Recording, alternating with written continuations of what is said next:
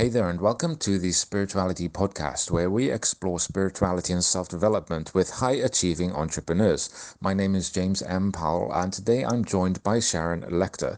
Sharon is the original decade-long CEO of the world's leading personal finance brand and co-author of the all-time best-selling book by the same name, Rich Dad, Poor Dad.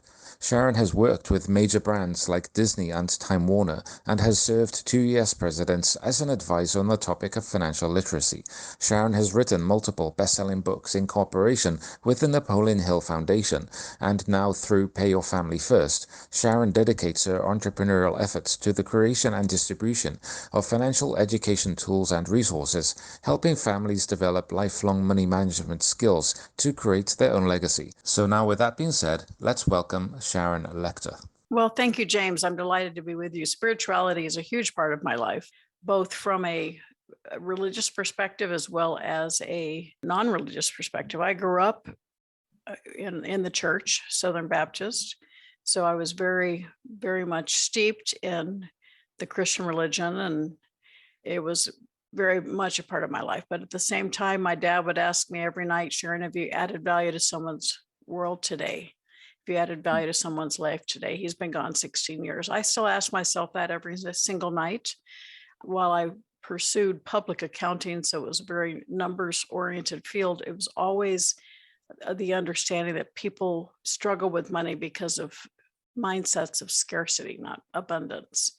And I grew up with parents who were entrepreneurs, so I always understood the power of buying and creating, building assets. And I realized at a very early age when I started my career that most people trap themselves because of their mindsets. And so spirituality to me is a way of living and being of contribution.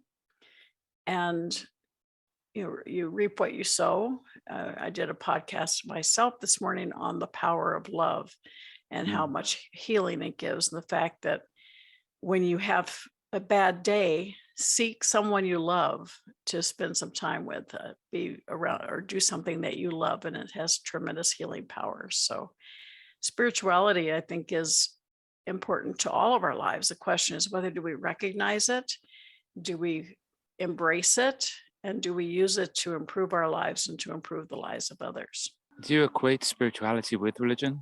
I equate spirituality with every aspect of your thought and your presence in the world, which includes religion. I think spirituality is bigger than just religion.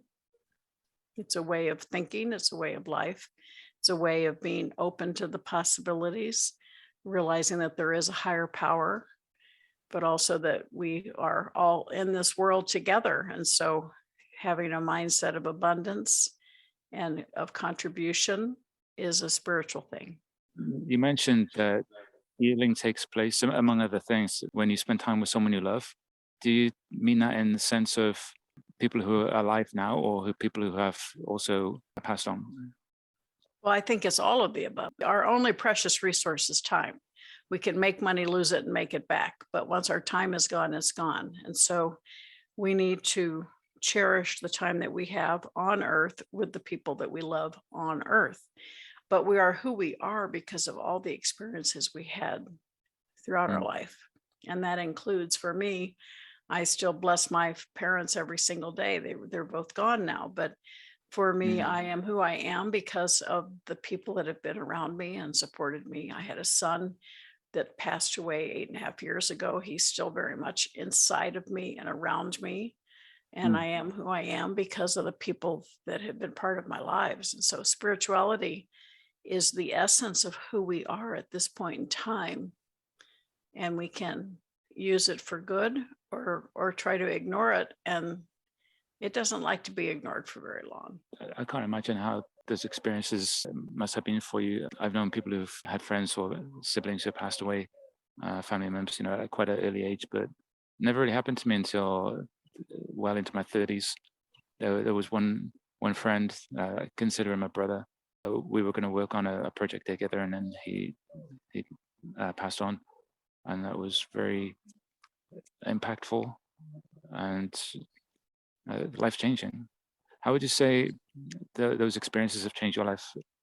Well, we are not supposed to outlive our children. And I Mm. don't wish anybody to experience that. But I think Mm. it brings home the importance of cherishing every single day and cherishing the people that we love. And, losing my son sent me into what I call a world of numbness, living life in neutral for several years Yeah. because I just couldn't, I couldn't get out of the depression. And I even thought about retiring, but I got a lot of pushback from family and friends. And I think I even heard my son in my ear going, "Mom, get over it. There's more for you to do." And that's Mm. when I launched a private Facebook group called the Play Big Movement with Sharon Lechter. It's free to join, but it was because I made the decision to play big again. And when I did that, I said, I don't want to be alone. Other people have had things that stop them in their tracks. So I want to share what I'm doing so other people can do it as well. And so we have over 3,000 people. I don't advertise it. It's just organically grown because it stands for, I want people to be number one in their field, to live their legacy, and to create maximum impact. And you do that by looking up, not looking down. When you're sad, you're depressed, you look down in fear. But when you have faith that things are going to work out, you have faith in the possibilities, you look up and those possibilities and opportunities are right there. When I made the decision to play big again, I was asked to be on the Think and Grow Rich Legacy movie. I was asked to be part of the World's Greatest Motivators television series. All of those things were there. I just wasn't seeing them because I was looking down. And certainly in the last year and a half, a lot of people have been stopped in their tracks, either through death, illness, divorce, financial setback. The pandemic has adjusted and altered all of our lives. But the issue is we're still here for a reason, and we've all come through it, and we can help others going through whatever they're going through, whether we've survived a divorce or a death or financial setback. We can help others going through that because we've come through it, and we can reach a hand out and give them a hand up to help them get through it. So I think it's really important for all of us to realize that we are here, we are part of the collective, and the more that we can use our spirituality and our experience to help others, the greater the world will be. I've seen this in other people too, when they've had a life-changing experience and they've decided to serve humanity, really from a selfless perspective of helping other people to make that change in their life. Like you said, you wanted to play big again, and you saw other people, other people were inspiration as well, and now you wanted to be the inspiration for others, and that really touches me so much. And I find that's just a great example of a human being. If I'm anyone to say that, I just wanted to say that. Yeah. Thank you. Thank you. I appreciate that. You're welcome. That's made one of the biggest impacts in my life as well, as being in close proximity to the people who inspire me. And that's one reason why I started this podcast, was to help other people learn from the experiences and insights of other people that they look up to. And in the sense of spirituality and self-development, I've been told by some of my other guests that whenever they've been interviewed on a podcast, it's been about business pretty much all the time, and they haven't been able to speak about spirituality. And for me, I think this is a critical aspect of life. Do you see spirituality in terms of practicality, how you can achieve things, like specific and measurable goals in life, or is it more of a state of being? Well, I think it's both. And Napoleon Hill talks about the law of attraction. When your mind, you cannot hold positive and negative at the same time. And when you think negative thoughts, you attract negative things. And when you attract positive thoughts, you attract positive. There's a term that I use, a definition of the word worry, because I'm a champion worrier. And about 10 years ago, I found the definition of worry that really helped change my aspect in my spirituality in life, because to worry is to pray for what you do not want. So let me repeat that. To worry is to pray for what you do not want. And so now I still have things that catch me into a state of worry, but I stop myself and I go, instead of focusing on what I do not want to have happen, let's change my reference and focus on what I do want to have happen. And it's really magical because you change your state, one of negative to one of positive. And it really does make incredible difference. That's so easy for people to get trapped in this emotional cycle of worrying about something. What advice would you give someone who typically finds it easy? They've developed a habit essentially of worrying about something. How could they transform that into prayer for something they do want when they haven't experienced what that's like? They haven't established that habit in a positive way. Well, the first one is to recognize that you're in that state, and then may have a trigger that makes you change what you're doing. Go take a walk, read a book, call somebody you care about, and then start slowly reprogramming your thought process from what you don't want to what you do want. And you have a choice. We can choose to anticipate and expect positive outcomes, or we can choose to anticipate and expect negative outcomes. And it's not a flick the switch. If you have been someone that worries a lot, then it takes time for you to retool. But you start with the first one and have help, have a mentor, have someone that helps you, somebody that's on your team. How would you suggest someone find a mentor? I'm thinking of people who they know they want to do something and they have this unclear plan of what they want to achieve, but they know it's something big, but they have a whole bunch of friends that are not in that mindset. Yeah, the first thing is to minimize the time you spend with friends who don't want you to succeed. And then find groups of other entrepreneurs or people that can support you. And through that process, you'll find people and meet people that are successful in their field. And that's when you look for people that can mentor you, but be willing to invest in yourself. A lot of people want mentors for free. Well, that's just not the way life goes. If you're not willing to invest in yourself, why would someone else invest in you? And so be willing to invest in your own education, surrounding yourself with people who want you to succeed, other people who are on a similar journey, so that you get their energy, and it gives you exponential results. Yeah, I've experienced that myself. I sought mentors and I decided to invest. I'm so grateful for the mentorship that I've received. How did you get on your journey? I know you trained in accountancy. Was this something that you knew from an early age you wanted to do? And did you have any ideas that it would turn into what it has turned into? I always loved numbers, and I don't know why, but going through school, my goal was to be a fourth grade math teacher, I think, because I loved my fourth grade teacher. My eighth grade teacher, English teacher, told me I would be a famous writer. I thought she was crazy. The house mother for my sorority when I was in college told me I would be on stage. I thought they were both crazy. I started my career in public accounting and then got involved in rewriting training manuals. And so it just evolved. When I left public accounting, I started a women's magazine, sold that. Then I helped start the first talking children's book. I learned a lot about publishing and helped the power of association. We worked with little companies like Disney, Warner Brothers, Sesame Street. And we sold that company, very successful, helped us expand around the world and proved the point of the power of association. And then my oldest son went off to college, got into credit card debt. So that was December of 1992. And that's when I dedicated the rest of my career to financial literacy, financial education. In 1996 is when I met Robert Kiyosaki at a beta test for the board game Cash Flow. And I'm the only one that got out of the rat race. He asked me to be his partner. We wrote Rich Dad, Poor Dad, and the rest is kind of history. That was the first of 15 books we wrote together. We were partners for 10 years.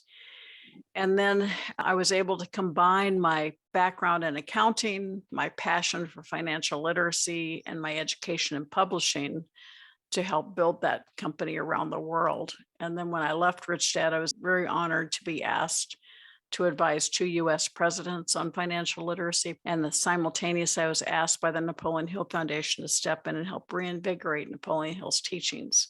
I read Think and Grow Rich when I was 19. So that was an incredible honor. And I've had 4 books with the foundation, 3 Feet from Gold, Outwitting the Devil. If you want to talk about spirituality, you need to read Outwitting the Devil if you've not, James. Think and Grow Rich for Women, and Success in Something Greater. Then my latest book was called Exit Rich. And it's all about, a lot of people start their businesses. And I always ask them, did you start your business so that you would have to work hard until the day you die, A, or B, to build something that can be successful for you and your family that gives you your time back. And everybody answers B, but very few people build their business to become B. They build it as A. They build themselves a job. And so my book, Exit Rich, is helping people understand how to build their business so that it can become an asset that works for you instead of you having to be in it every single day. And I'm happy to say that it hit the Wall Street Journal bestseller, USA Today bestseller list, and we've had just incredible feedback from it. But at the end of the day, it all comes back to your mindset. And 3 Feet from Gold, my first book with the Napoleon Hill Foundation, I released the personal success equation, which is combining your passion and your talent. But most of us stop there thinking we have to do everything on our own. But true success comes from that P plus T times A, the power of association, having the right people on your team, having people who are strong where you are weak, having that right mentor. And then times A, taking action. In today's society, too many people know what they're supposed to do, they just don't do it. And then plus F, faith, having that faith in yourself, having faith in what you're doing, having faith that is needed and necessary, and having faith that you will succeed. And that personal success equation, passion plus talent times association times action plus faith, is the essence of everything I do with my clients. And then typically, when I start working with a new client, it's the power of association and the faith that they need the most work on. And they go hand in hand. When you have the right people around you, your self-confidence grows. And if your listeners would like more information, they can go to personalsuccessequation.com and get a free download that really walks you through that process to determine what you need. But again, it all comes back to mindset. I love these equations. In my life, the number 28 comes up quite often, and it's also in my family tree. The number 28 in mathematics is considered the perfect number because it's the sum of the root of its divisors. I see numbers as having significance and meaning. If they didn't, then we wouldn't be able to do mathematics with them. I can have equations. I want to ask, do you believe, but believe is not necessarily the right word to say, but do you recognize or see numerical patterns in history as well, in repetitive cycles? A lot of people say that things happen, or the same event reoccurs every 7 years or every 12 years. Yes, I think there's numerical influence in everything that we do, and it's the hypnotic rhythm, and we talk about hypnotic rhythm in the book Outwitting the Devil. In my life, the numbers 333 is a very impactful number for me. I see it, and it makes me think of my father, my son. I think we all have those significance things. Numerology is something that is very interesting to me. We live in a world of ebbs and flows, and I think there's a numerical basis for everything that happens to us. In a way, it's like the code of the universe, essentially. If everything's made of information and energy, and in the Christian tradition, it'd be called the love and truth of God. So love will be energy and truth will be information, and the information directs the energy to become things. And so if we're able to communicate with the information, the code of the universe, then through deep meditation or focus, concentration, and prayer, then in my experience, we're able to guide that energy to become things in our lives. I would like to ask you what advice or insight that you want to share. Well, thank you, James. Yeah, I think there's a couple different things. For financial perspective, I think it's important for people to understand that they are the CEOs of their own life. Don't give up control. You are in control of your thoughts, your actions, your words. And so be in control of those, and you will create a much better life. And then I think, again, we have the power of adding value to others' lives. And if we could all focus on adding value to other people's lives every single day, the world would be a much better life, better world. Well, thank you, Sharon, for spending time with us today on the Spirituality Podcast. It has been a blessing. What is the best way for our listeners to reach out to you? Thank you, James. I appreciate it. And I appreciate everybody listening. And please reach out to me, SharonLechter.com. And I think you are all fabulous. Have a fantastic day. Thank you for listening to the Spirituality Podcast. My name is James M. Powell, the Spirituality Coach, and if you want to win an appearance on the Spirituality Podcast alongside some of the world's highest achieving entrepreneurs and get unlimited lifetime access to live monthly training, where I'll personally teach you how you can make highly successful decisions in your life, both personally and professionally, using the number one strategy of the world's highest achieving entrepreneurs by unleashing the limitless but untapped potential of your mind's natural intuition, then simply subscribe via thespiritualitypodcast.com and follow the instructions in the first email.